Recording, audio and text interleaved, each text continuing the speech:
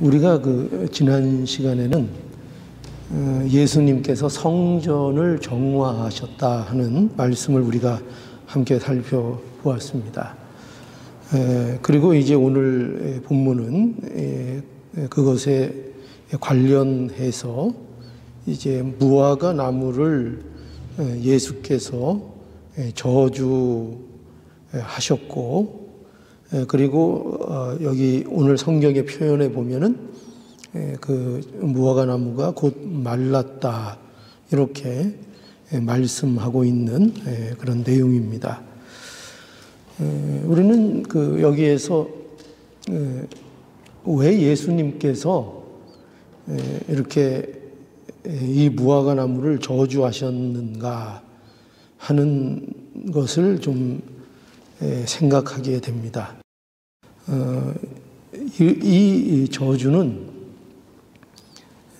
우리가 쉽게 생각하면 열매가 없어서 저주하셨는가 이렇게 물론 생각할 수 있습니다.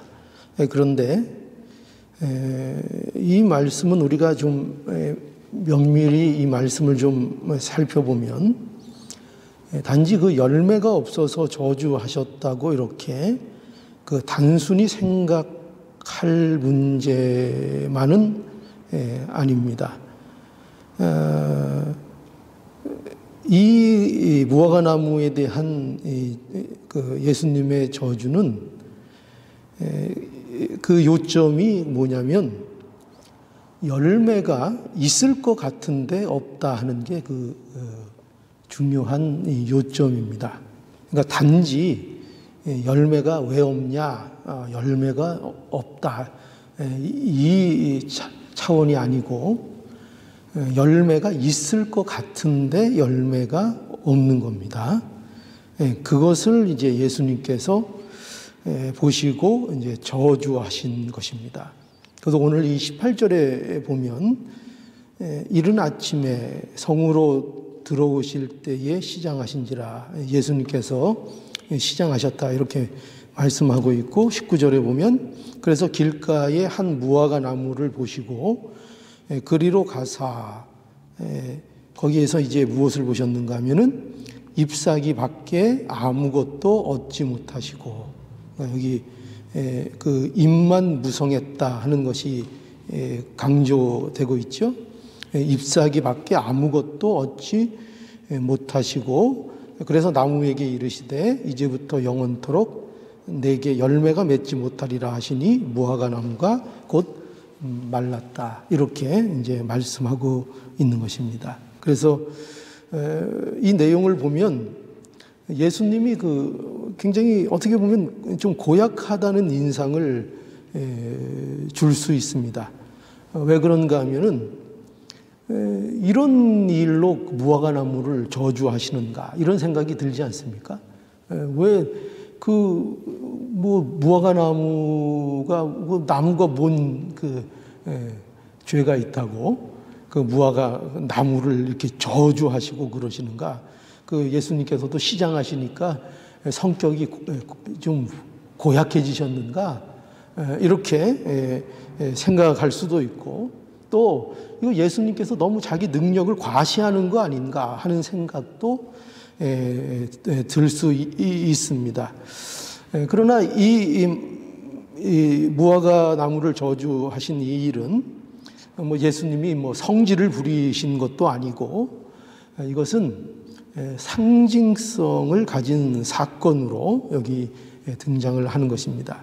그러니까 이게 무슨 뜻인가 하면은 예수께서 종교적인 의선, 우리가 의선이 나쁘다, 의선에 대해서 많이 요새 얘기들 하죠. 거짓과 의선.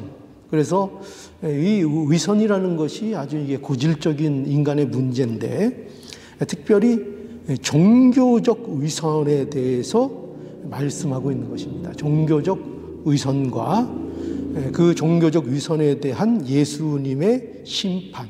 예수님께서 이 땅에 왜 오셨는가 할 때 이 종교적인 의선을 깨트리러, 이 종교적인 의선을 심판하러 오셨다 하는 것을 이제 보여주는 사건으로 예수님께서 이 무화과 나무를 저주하고 계신 것입니다.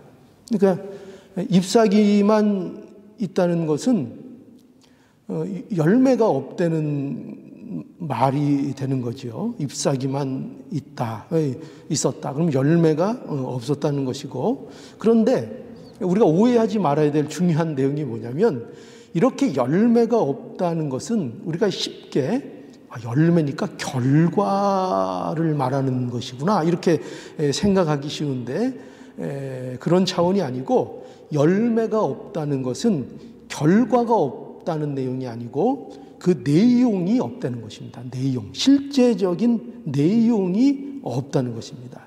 그러니까 즉 외형적으로는 무언가 있는 것처럼 꾸며져 있는데, 그러니까 이 무화과 나무가 잎사귀만 무성한 거를 이제 비유해서 말씀하고 있는 거죠.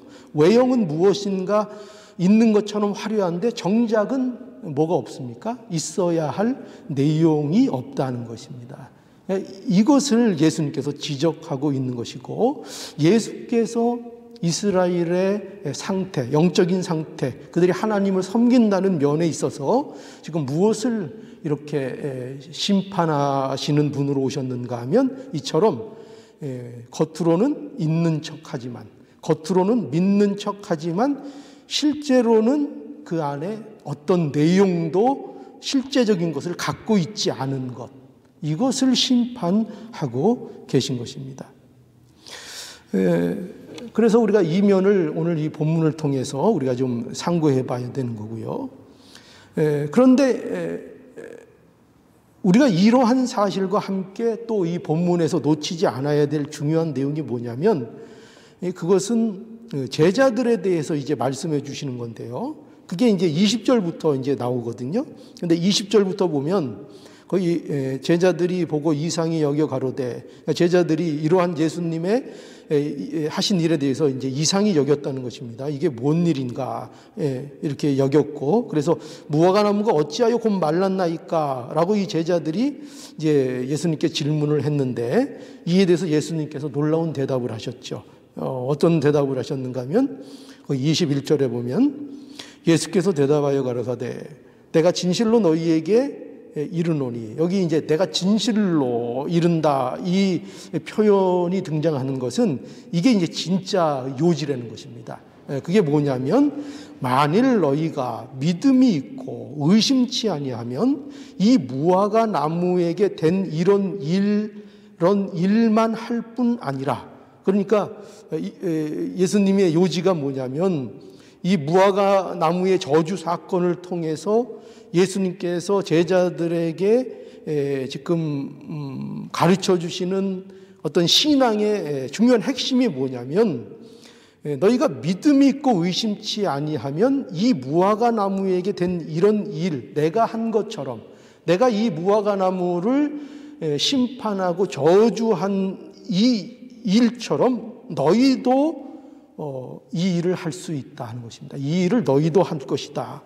그뿐만 아니라 더 놀라운 것은 이 산더러 들려 바다에 던지우라 하여도 될 것이요. 여러분, 산을 옮긴다는 것은 대표적인 그 표현인데, 그게 뭐냐면 불가능한 일에 대한 대표적인 성경적 표현인 것입니다. 그러니까 산을 옮긴다는 것은 불가능한 것을 너희가 하게 될 것이다 하는 뜻입니다.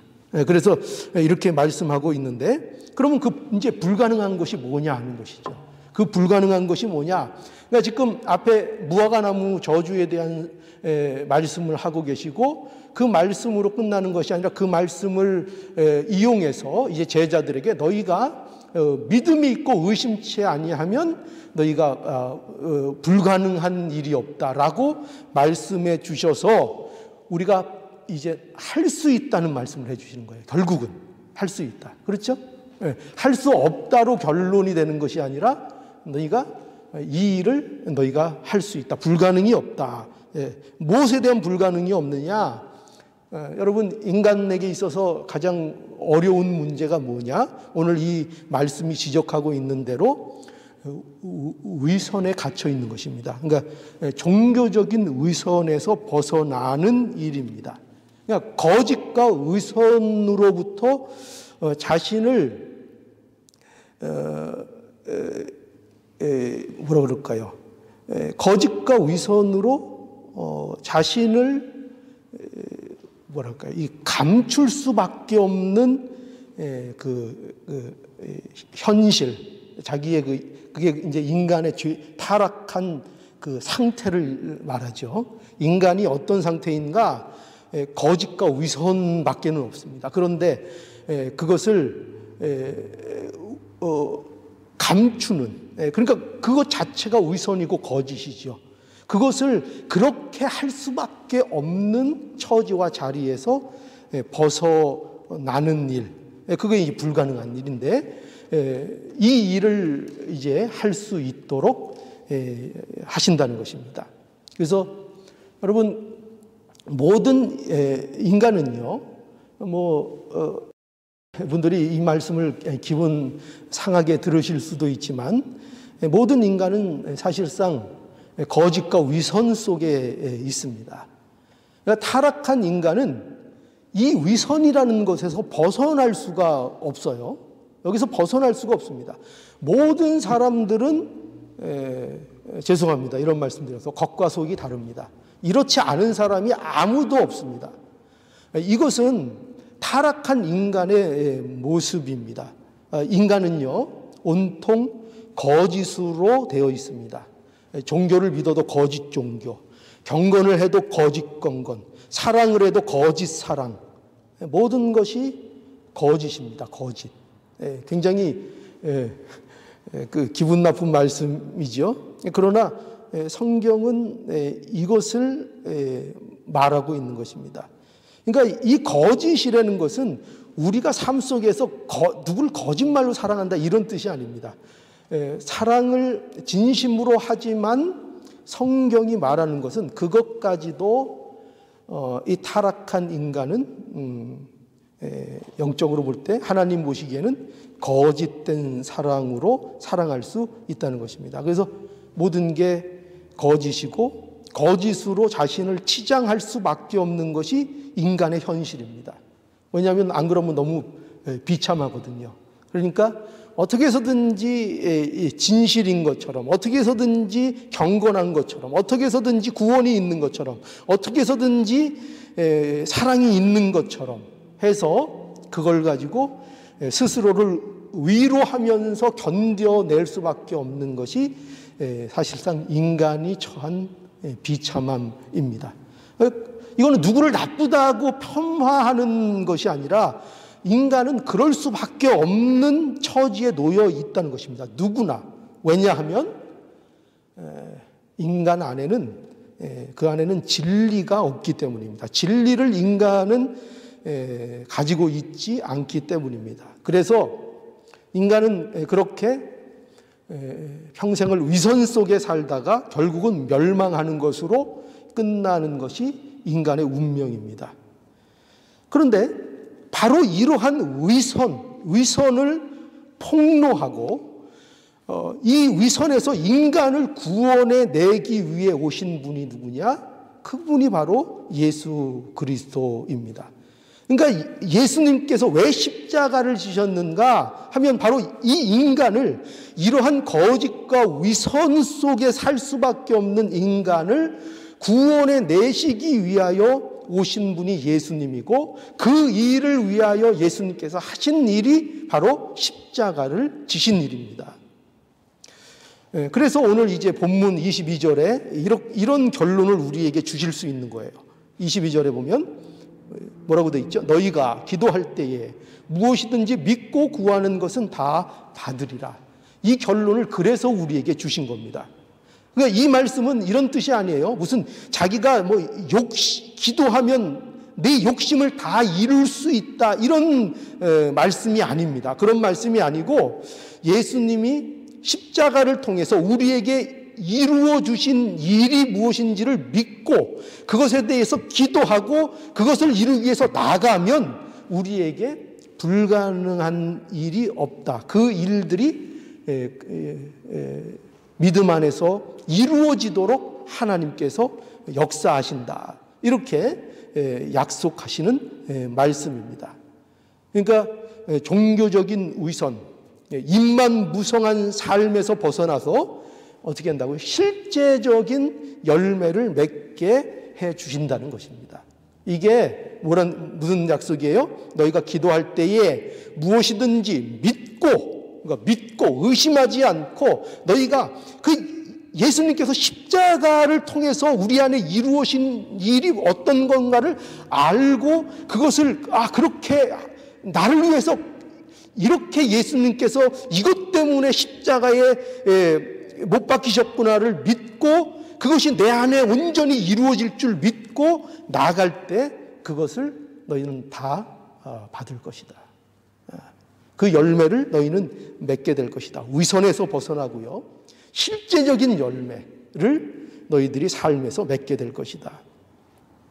그래서 마태복음 7장 7절에 보면 이러한 사실을 이제 분명히 말씀하시는 또 중요한 그 말씀이 있죠. 잘 아는 말씀인데 여기 그 마태복음 7장 7절에 보면 구하라 그러면 너희에게 주실 것이요 찾으라 그러면 찾을 것이요 문을 두드리라 그러면 너희에게 열릴 것이니 구하는 이마다 얻을 것이요 찾는 이가 찾을 것이요 두드리는 이에게 열릴 것이니라. 이렇게 예수님께서 분명하게 말씀해 주셨습니다.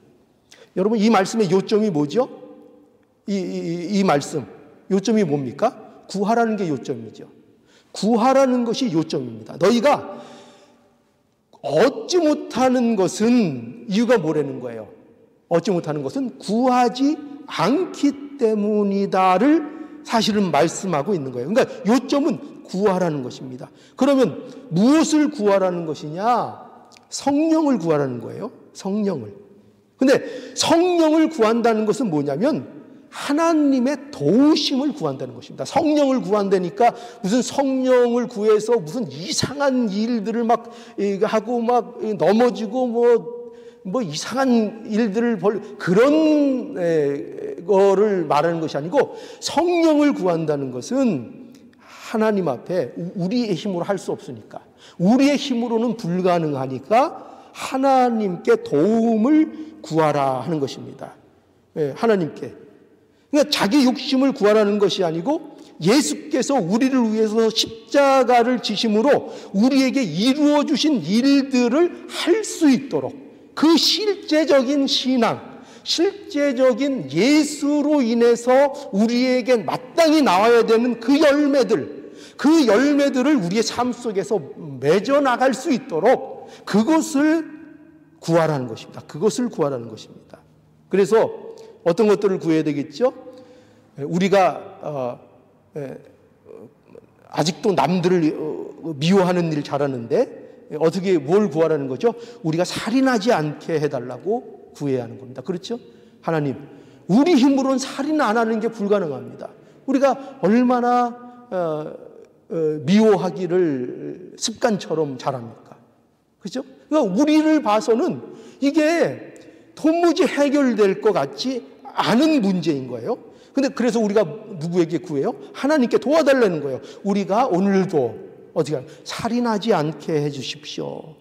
이렇게 구하라는 것이고 또 간음하지 않게 해달라고 구하라는 것입니다. 우리가 얼마나 간음을 쉽게 할 수 있습니까? 그죠? 우리가 마음을 누가 모르잖아요. 우리 마음속 모르니까 얼마든지 마음으로 간음할 수 있습니다. 간음을 사실상 안 하는 것이 불가능할 정도입니다. 그러니까 이것을 우리가 어떻게 해야 된다고요? 이런 문제를 하나님 앞에 하나님 마음으로만 음욕을 풀어도 간음이라고 했는데 아버지 하나님 이 마음을 지킬 수가 없습니다. 아버지 하나님 도와주시옵소서. 이런 걸 구하라는 거예요. 이런 걸. 보복하지 않게 해달라는 걸 구하는 거예요. 우리는 늘 보복, 그죠? 우리가 세상에서 한 대 맞았는데 그냥 맞고 해 하면은 세상에서 뭐라 그럽니까? 바보라고 합니다. 바보라고 합니다. 그죠?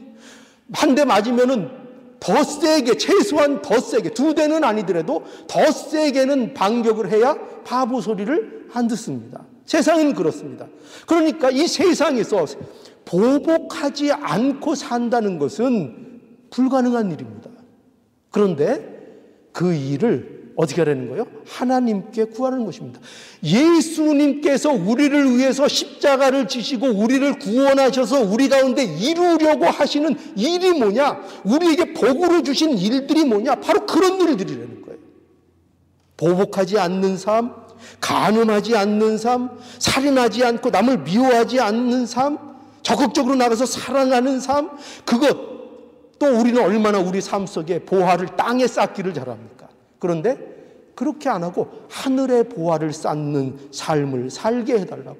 아버지 하나님, 우리의 삶이, 우리의 일생이 그저 땅에 한정돼서 땅의 것만 바라보는 인생이 되지 않게 해주시고, 제발 하나님, 저는 습관적으로 땅을 봅니다. 그런데 하나님, 어쩌면 좋습니까? 그러면서 하나님의 나라의 보화를 쌓는 자가 되게 해주시옵소서. 이거 정말 힘듭니다. 그러나 정말 이렇게 해야 된다는 것은 제가 압니다. 그러니 하나님 도와주시옵소서. 이걸 기도하라는 거죠. 우리의 힘으로는 할 수 없으니까 이거를 기도하라는 겁니다. 그래서 여러분, 그 기독교 신앙이 무엇인가 하면 우리가 이렇게 얘기할 수 있어요. 뭐냐면 기독교 신앙은 예수 그리스도를 그 신앙의 내용으로 가지는 겁니다. 뭐를 신앙의 내용으로 가져야 된다고요? 아까 그 무화과 나무가 뭐 했다고요? 있는 척 했는데 뭐가 없다고요? 내용이 없는 겁니다. 내용이. 그러니까 기독교 신앙, 참된 기독교 신앙은 뭐냐? 실제로 그들의 마음에, 그들의 삶에, 그들의 신앙으로, 내용으로 가지고 있어야 되는 것이 예수 그리스도라는 것입니다. 실제로 가지고 있는 것이 기독교 신앙입니다. 그래서 우리가 아무리 열심히 하나님을 찾아도요, 예수님을 그 내용으로 가지고 있지 않으면 그게 뭐예요? 그게 바로 잎사귀가 무성한 무화과인 것입니다. 무화과 나무인 것입니다. 우리 그 마태복음 7장 22절에서 23절에 보면, 이것도 우리 너무나 많이 거론했던 말씀이죠. 근데 이 말씀에 대해서 우리가 그렇게 심각하게 늘 받아들이질 않아요. 7장 22절, 그 나라에 많은 사람이 나더러 이르되 주여 주여 우리가 주의 이름으로 선지자 노릇하며 주의 이름으로 귀신 내어 쫓아내며 주의 이름으로 많은 권능을 행치 아니하였나이까 하리니, 그때에 내가 저희에게 밝히 말하되 내가 너희를 도무지 알지 못하니 불법을 행하는 자들아 내게서 떠나가라. 이렇게 예수님께서 말씀하셨다는 겁니다. 여러분, 이 경고의 말씀을 우리가 잘 들어야 됩니다. 이 경고의 말씀은, 이 말씀의 요점이 뭔가 하면 이거죠. 이 요점이 뭐죠? 이겁니다. 쉽게 말하면 온통 믿는 척 다 했는데 진짜 있어야 할 내용은 없었다, 이 뜻입니다. 뭐라고요? 뭐까지 했다고요? 이거보다 더한 거 어디 있습니까? 주의 이름으로 선지자 노릇, 이거 하면 사람들이 뭐 다 한 거로 보지 않습니까? 선지자 노릇, 주의 이름으로 귀신 내어 쫓고 주의 이름으로 많은 권능을 행했어요. 그러니까 이거는 그저 주님의 이름으로 할 수 있는 것, 명분 있는 것, 자랑할 만한 것 다 했다는 겁니다. 다 했다는 거예요. 뭐 업적도, 기독교적인 업적을 막 세우고, 사람들의 종교 지도자로서 존경도 받고 다 그렇게 했다는 것입니다. 그런데 예수님이 하시는 말씀의 핵심은 뭐냐면, 그렇게 온통 모든 거 다 하는 척 했는데 뭐가 없다는 거예요? 진짜 내용은 너에게 하나도 없었다 이거예요. 진짜 알맹이, 진짜 너희 안에 있어야 될 그 내용은 너희들이 갖지 않고 있었다. 그 비판입니다. 그 바리새인들의 삶이 그랬고, 그죠? 종교 지도자들의 삶이 그랬습니다. 그 내용이 뭐죠? 예수 그리스도죠. 예수님이 없었다는 겁니다. 그러니까 주여 주여 하고 온갖 종교적인 일 다 행했지만 그저 종교 생활을 한 것이지 예수를 믿은 게 아닌 거예요. 종교 생활을 한 거지 예수를 믿은 게 아닌 겁니다. 예수를 믿는다는 것은 뭐냐? 이러한 위선에서 벗어나서 예수님을 그 내용으로, 실제적인 내용으로 갖고 그 예수님으로 인해서 나타나는 열매들을 맺는 삶을 사는 것입니다. 그게 예수를 믿는 거예요. 그게 그리스도인의 모습인 것입니다. 그래서 우리가 그럼 어떤 열매를 말하는가? 에베소서 2장에 가보면 에베소서 2장 16절에서 18절 말씀 한번 볼까요? 제가 한번 읽겠습니다. 에베소서 2장 16절로 18절인데요. 또 십자가로 이 둘을 한 몸으로 하나님과 화목하게 하려 하심이라.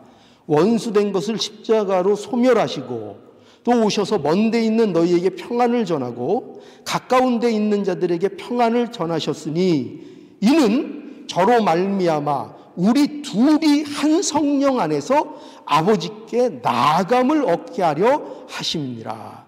자, 여기 예수께서 십자가를 통해서 무엇을 이루셨는가? 왜 예수님께서 십자가를 지셨는가? 그 요점이 뭐예요? 하나 될 수 없는 것을 하나 되게 하시려고 십자가를 지셨다는 거예요. 하나 될 수 없는 것. 여기에서 가장 하나 될 수 없는 것이 뭐냐? 이방과 유대의 벽이 허물어지는 거예요. 이방과 유대의 벽이 허물어지는 것. 이거는 이건 상상할 수도 없는 일이에요. 이거는 있을 수가 없는 일이에요. 세상에서는 불가능한 일이에요.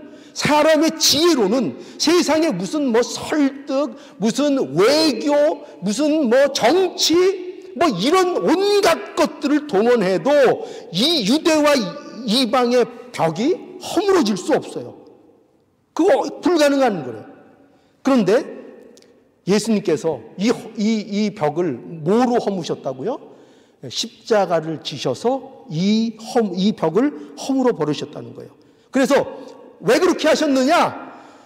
너희 둘이 그 허물 수 없는 벽을 헐어서 어떻게 하기 위해서? 함께 아버지께 나아가게 하기 위해서. 그러니까 여러분, 우리가 하나님께서 우리를 왜 구원하셨는가? 이걸 알아야 돼요. 왜 우리를 이렇게 말도 안 되는 구원을 우리에게 허락해 주셨는가? 우리가 예전에 할 수 없었던 거, 죄 아래에서 할 수 없었던 거, 죄의 종노릇하니라고 할 수 없었던 거, 그거 이제 하라고. 그걸 하라고 예수님께서 우리를 구원해 주신 거예요. 그게 뭐죠? 용서할 줄 모르고, 사랑할 줄 모르고, 싸울 줄밖에 모르고, 미워할 줄밖에 모르고, 남을 비난할 줄밖에 모르고, 환경 탓할 줄밖에 모르고, 원망할 것밖에 없는, 그것밖에 할 줄 모르는 우리에게 이제 어떻게 하라? 이제 그것에서 벗어날 수 있다. 그것을 위해서 예수님께서 십자가를 지신 거예요. 그래서 여러분, 우리가 잘 아는 송량원 목사님 아시잖아요. 그죠? 송량원 목사님이 뭐로 유명해요? 자기 아들을 죽인 그 원수, 자기 아들을 죽였어요. 근데 그 자를 정말 철천지 원수 하잖아요. 이가 바득바득 걸리는 그 원수잖아요. 근데 그 원수를 어떻게 했어요? 아들로 품었다니까요. 그저 가서 괜찮아 이렇게 한 정도가 아니라 그 사람을 자기 아들로 품어가지고 아들로 교육시키고 아들로 사랑 주고 아들로 해서 훌륭하게 그들을 키웠다고요. 그렇게 한 거예요. 그러니까 이거 뭐예요? 사람으로서는 가능합니까? 이런 일이? 불가능하죠. 진정으로 어떻게 자기 원수를 품을 수 있어요? 근데 그렇게 했어요. 왜 그렇게 한 게 가능하죠? 예수님으로 채워지면 되는 거예요. 예수님으로 충만하면 이 불가능한 일이 우리 안에 가능한 일이 되는 거예요. 여러분, 스데반 집사도 그렇잖아요. 스데반 집사도 설교 얼마나 성령 충만하게 설교했어요. 근데 성령 충만하게 설교한 결과가 뭐였어요? 결과가 뭐였죠? 돌로 맞는 거였어요. 돌로 맞아서 죽는 가운데 그 돌로 치는 자들을 위해서 뭐라고 스데반이 기도했게요?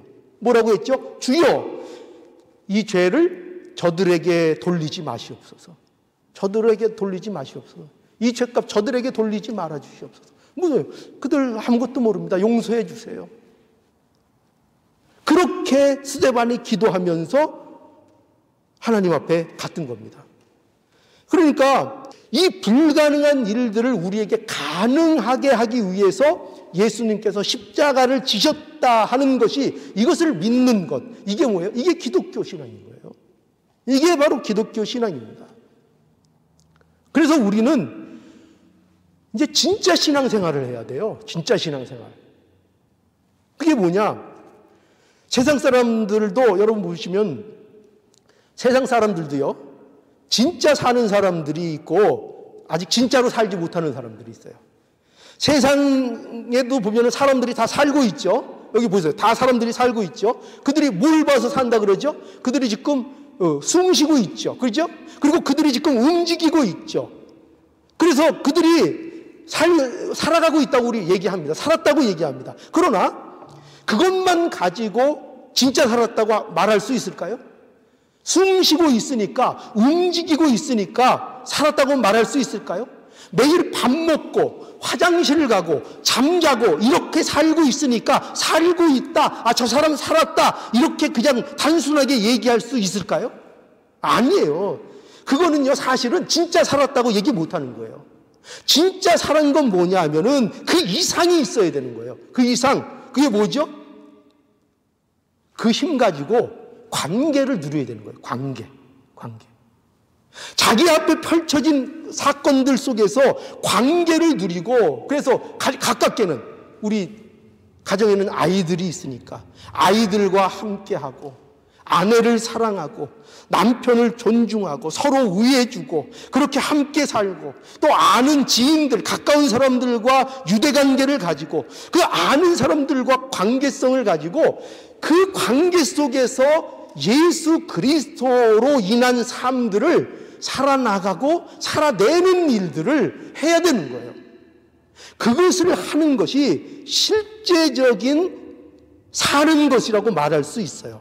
그래서 우리가 삶도 그저 밥 먹고, 아까 그랬죠? 밥 먹고 화장실 가고 잠자고 이것만 한다고 사는 것이 아니라 움직이고 활동을 하고 관계를 맺고 이래야 사는 것처럼 신앙생활도 마찬가지인 거예요. 신앙생활도. 우리가 늘 오해하고 있는 부분이 뭐냐면, 우리가 성경 읽고 말씀 듣고 기도하고 찬송합니다. 그죠? 이것은 마치 비유하면 뭐가 같은가 하면은 우리가 밥 먹고 화장실 가고 잠자는 것과 같은 거예요. 이것은 우리의 신앙에 있어서 절대적으로 필요한 겁니다. 그렇죠? 우리의 삶 속에서도 밥 먹는 거, 화장실 가는 거, 잠자는 거 안 하면 어떻게 돼요? 그거 안 하면 어떻게 돼요? 그럼 죽죠. 살 수가 없어요. 그러니까 우리에게 있어서 성경 읽고 말씀 듣고 기도하고 찬송하고 예배드리고 이것만큼 절대적으로 중요한 거 없어요. 그러나 이것만 가지고 신앙생활 한다고 말할 수 없어요. 이것만 가지고. 예수로 인해서 맺는 열매가 있어야 되는 거예요. 그 열매가 무엇이냐? 서로 사랑하는 것. 예수님의 온유가 보이고, 겸손이 보이고, 사랑이 보이고, 용서가 보이는 삶을 실제적으로 사는 거예요. 그러니 우리의 열매는 이런 거 아니에요. 무슨 교회 건물을 짓고 무슨 건축을 해서 무슨 그런 거를 확보하고 이런 게 신앙의 열매가 아니에요. 아무리 좋은 예배당 갖고 교회 건축하고 하면 뭐합니까? 그 존재 자체가 변한 게 하나도 없는데. 중요한 건 뭐냐? 사람이 변하는 거예요. 사람이. 하나님의 성전으로서 그 사람이 온유해지고, 사람이 겸손해지고, 사람이 용서하지 못할 건 용서하고 하는 이런 실제적으로 예수 그리스도 안에서만 나오는 열매들을 삶 속에서 맺어 나가는, 이것이 우리가 해야 될 진짜 신앙생활이고 진짜 우리가 맺어야 될 열매인 거예요. 열매. 무슨 건물이 무슨 열매예요. 그죠? 무슨 예배당 짓는 게 무슨 열매예요. 사람이 변하는 겁니다. 아무것도 없어도 한 사람이 변하는 것. 그 한 사람이 변하면 그것이 하나님 앞에 너무나도 귀중하고 복스러운, 그것이 열매라는 것을 우리는 알아야 합니다. 우리에게도 열매가 뭐여야 돼요? 우리 자신이 우리 안에 예전에는 불가능했던 것들이 예수님 믿었기 때문에 날마다 삶 속에서 바뀌어져 나가는 것, 이게 우리에게 열매라니까요. 이 열매, 진짜 신앙생활을 하는 것은 바로 그것을 우리에게 말하고 있는 거죠. 예수님으로 인하여 사람이 변하는 겁니다. 그 됨됨이가 변하고 예수와 연합된 자의 모습이 되는 것입니다. 이것은 인간으로서 불가능한 것인데 예수님이 그것을 우리에게 이루시기 위해서 십자가를 지신 것입니다. 이 불가능한 것들을 우리의 삶 속에서 이루는 것, 이것이 기독교 신앙입니다. 여러분, 우리는 혹시 잎사귀만 무성하지 않습니까? 잎사귀만 무성한 무화과 나무 같이는 혹시 그런 모습은 아닙니까? 예수님이 삶의 내용으로 되어 있지 않고 하나님을 믿는다고 하고 있지는 않은가? 이걸 우리가 점검해야 합니다. 정말 예수님이 나의 신앙의 내용으로 되어 있는가? 그거는 없는데 그저 하나님을 믿는다고 스스로 생각하고 있는가? 여러분, 우리가 믿고 의심하지 말고 기도하면 오늘 결론의 말씀이 뭐였죠? 이 의선에서 벗어나게 된다는 것입니다. 어떻게 하면 믿고 기도하고 이 일에 대해서 도움을 구하면 반드시 이 일이 우리의 삶 속에서 이루어지도록 해 주신다는 겁니다. 여러분, 정말 마지막으로 이 질문을 드리겠습니다. 정말 그리스도인으로 살기를 원하신다면 바로 이러한 일들에 대해서 우리가 기도하고 또 이러한 이 열매가 우리 가운데 꼭 이루어지기를 항상 하나님 앞에 부르짖는 우리의 모습이 되어야 하겠습니다. 정말 우리가 그리스도인으로서 그리스도인답게 하나님 자녀답게 사는 것이 정말 마음의 진심이라면, 그것이 정말 진심이라면 그러면 이 기도를 하시는 저와 여러분들 모두 될 수 있기를 간절히 바랍니다. 잠시 묵상하시겠습니다. 주님의 마음을 본받는 자, 함께 찬송하겠습니다. 507장입니다.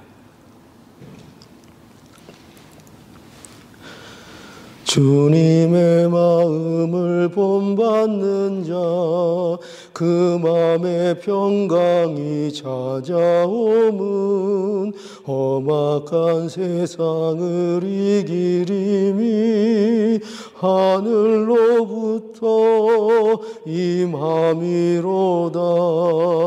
주님의 마음 본받아 살면서 그 거룩하심 나도 이루리. 주 모습 내 눈에 안 보이며 그 음성 내 귀에 안 들려도 내 영혼 날마다 주를 만나 신령한 말씀 늘 배우도다. 주님의 마음 본받아 살면서 그 거룩하심 나도 이루리.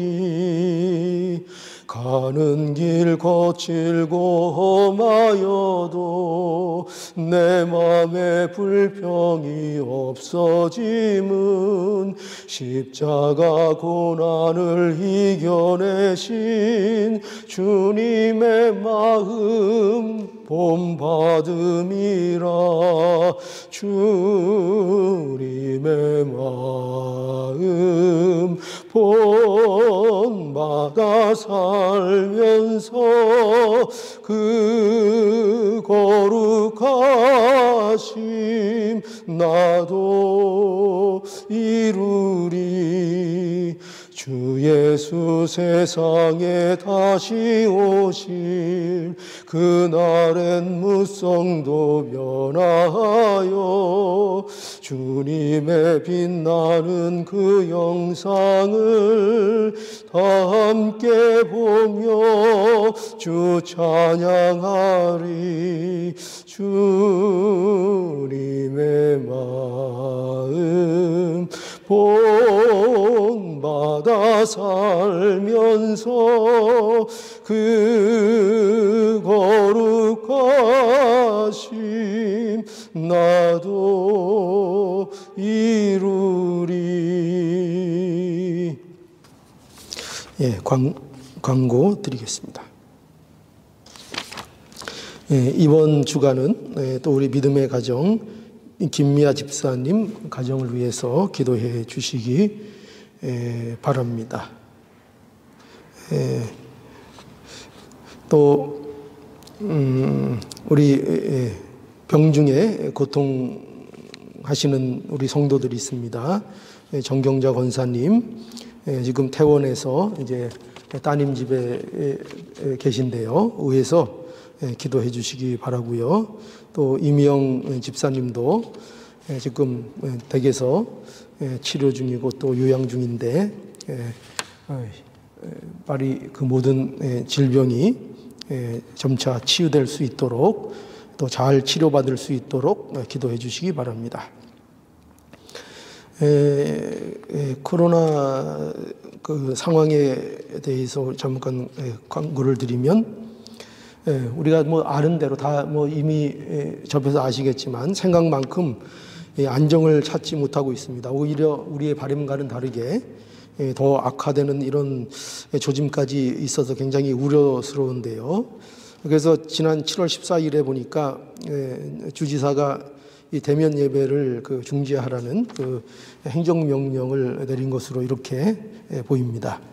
그래서 우리가 이렇게 예배 드릴 수 있는 것은 최소한의 인원을 가지고 이제 온라인 예배를 하도록 이렇게 권고하고 있는데, 우리도 하여튼 최소한의 인원으로 우리가 할 수 있는, 지금 벌써 최소한의 인원이죠. 이렇게 해서 그래도 이 주일 예배를 드리는 것은 우리가 포기하지 않고 하여튼 몇 명이 모이든 간에 계속 해 나갈 것입니다. 그렇게 하시고 이 가정 예배 하시는 분들 더욱 가정 예배에 힘써 주시고 또 우리 예배를 위해서 회복을 위해서 또 힘써 기도해 주시기 바랍니다. 가정 예배 철저하게 집에서 드리도록 이렇게 해주시기 바랍니다.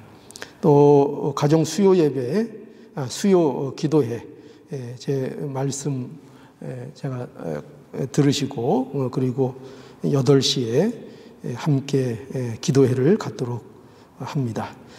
모두 기도에 빠짐없이 참여하실 수 있기 바랍니다. 또 그 성도들의 교제를 위해서 월요일 저녁 8시에 그 온라인으로 모임을 갖고 있습니다. 점점 한두 분씩 늘어가고 있는데 우리 다 참여 가능하신 분들은 참여하셔서 뭐 들어오셔서 아무 말씀 안 하셔도 뭐 상관없는데 그래서 우리 젊은 친구들도 그 시간에 뭐 특별히 할 일 없으면은 뭐 다른 거 하는 것보다 그거 하는 게 더 교회를 위해서 유익하지 않겠습니까? 그래서 바쁘신 사람들은 뭐 못하셔도 어쩔 수 없지만 참여할 수 있는 분들은 우리 인터넷 모임에 참여하셔서 서로 인사 나누시고 또 우리 말씀 나눠서 은혜 받는 시간으로 우리가 교제할 수 있기를 바랍니다. 뭐 다른 광고는 없으시죠? 자, 그러면 1장 우리 다 함께 일어서셔서 찬송하시고 축도함으로 마치겠습니다.